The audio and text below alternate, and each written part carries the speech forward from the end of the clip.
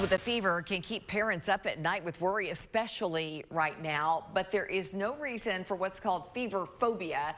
Joining us now with more from Children's Hospital is Dr. Katie Stordahl. Thanks so much for coming in. Thank you. You know, there are a lot of myths when it comes to fever, so I'm going to ask you about those.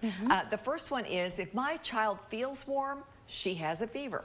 That is actually very common, but people can feel warm from running and playing, from crying really hard, from a warm bath or being outside if it's hot outside, not this time of the year. Yeah. And so there are multiple causes for a child to feel warm. So we always encourage parents, don't just say that my child is warm and that that's a fever. If you're concerned, actually take their temperature so that you know if it's a true fever or not. There you go. And here's another one. Are fevers always bad for children? They're not. So that is a very common misconception that all fevers must be bad. A fever is an immune response system that can help in fighting some bacteria.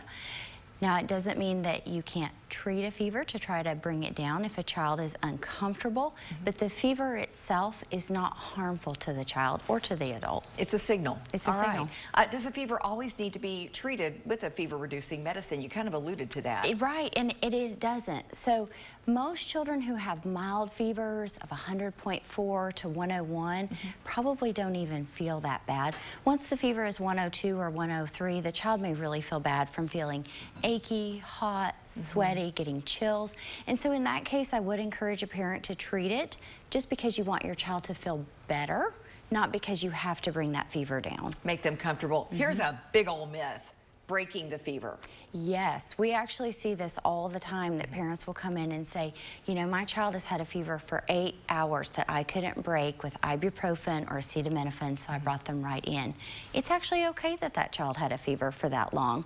The fever is not going to hurt your brain. It's not going to hurt your organs. So even if a fever doesn't come down with giving an anti-fever medication, it doesn't mean that something is necessarily wrong or worse with the child, and it certainly doesn't tell us what's wrong with the child. It doesn't mean virus, bacteria, or something else. Interesting. Doctor, thank you. Thank you. We appreciate it. And if you have a question about your child's health you would like for us to get answered with the experts, email me at ltucker@wate.com, and then tune in right here every Thursday at 4 to see if we answer your question on the air.